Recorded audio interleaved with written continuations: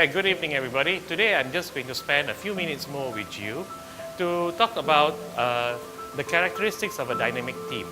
Now, you know, a group of people is not necessarily a team. You can't just take a group of people, put them together, and expect them to be a team. A team has certain characteristics, and some of the characteristics here I'm going to just highlight. When you can see a group of people displaying these characteristics, then you will know that they are a team, in fact. Okay. So first thing that you will notice in a group of people is how they communicate. Okay. So the first characteristic is open communications. Okay. The way they communicate has to be free and easy, and they are just talking to each other. Actually, the closer they are, the less filters they have, basically. Okay, there is nobody takes to heart things that are being said. They might actually be over friendly, to the point that they are cursing at each other. I will not display or give you examples here. You should know. Okay. The second thing that a team will display, okay, is basically mutual respect.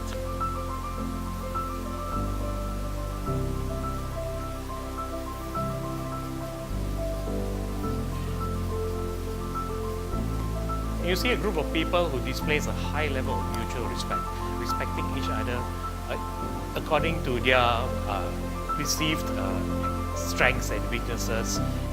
They look after. If you want to see a good example of a good team, I would say it's actually Winnie the Pooh and his gang.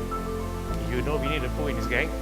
I know it's a very weird example, but you can see like Tigger, who is a totally different personality, right? And you've got Pooh Bear, who is a totally different, Tigger is the outgoing kind of guy. You have Piglet, who's scared of every single thing. And you have Hee-Haw, the donkey, who is so pessimistic. But the fact of the matter is that this group or this team do not ever leave Hee-Haw out of it. He might be so down and raining all the time, but they still include him in every single activity.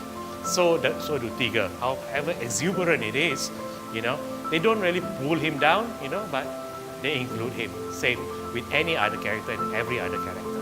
Now, the third characteristic of a team is they have a shared culture. Okay?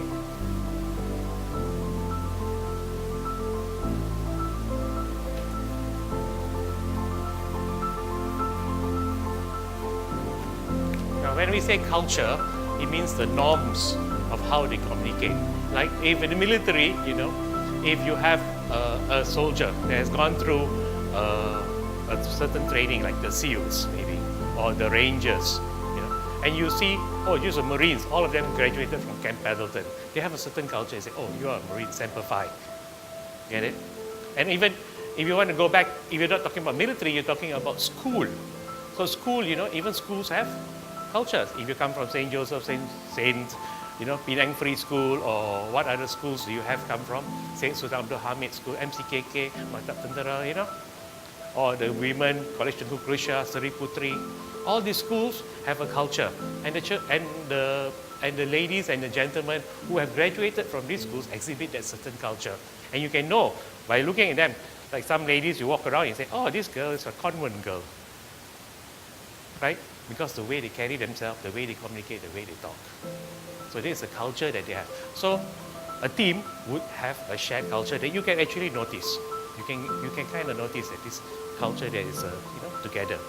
Then now it comes to the other point, which is they have a collaboration spirit.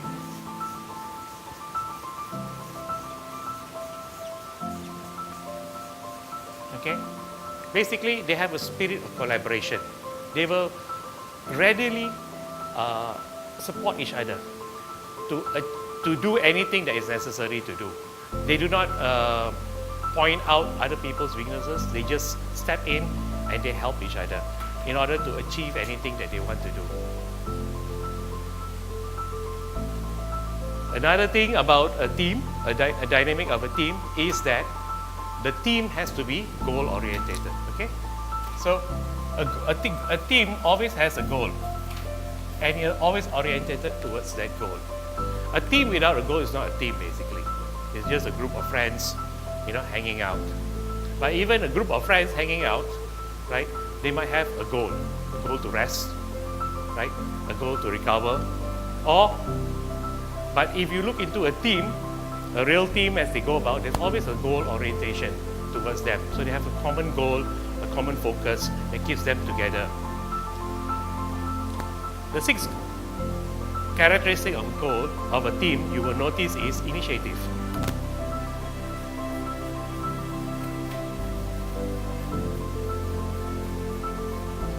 Okay. Initiative is only born out of a spirit of trust, mutual respect, collaboration, shared culture. So, INI. TATIV. Okay. So, initiative. Okay. So, initiative basically is when a person feels comfortable in that group of people. And a team is people who actually, when you're in a team, you feel comfortable with your teammates. You feel comfortable in the day you can come out of your comfort zone and you can take a step out in order to help your teammates, to offer help, to offer your views because you are comfortable in that situation. All because of this mutual respect, open communication, shared cultures, okay? And you know that you are orientated towards the same goal and you have a spirit of collaboration.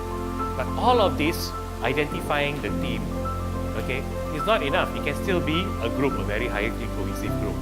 To actually make a team, you must have a very important part of the team, which is the leader.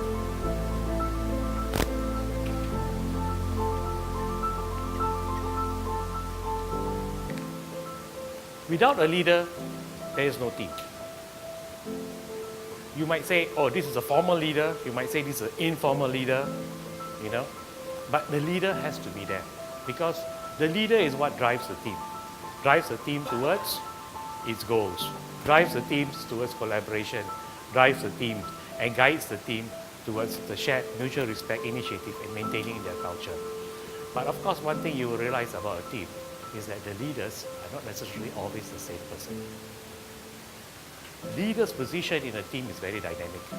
It depends on their competency and the goal that it needs to be achieved. The team members understand this and they know this and they're very fluid about it. So, dynamics of a characteristic team. Now basically, if you look at this, you'll be able to identify a team of people, right? But how you get there? Very easy. Is it? A team doesn't just happen, it has to be formed. And so you should know the mechanics of how a team forms in order to create teams. And teams are very important because they create a synergistic effect and able to solve most problems in a way that any one individual or even informal groups are unable to. Thank you very much.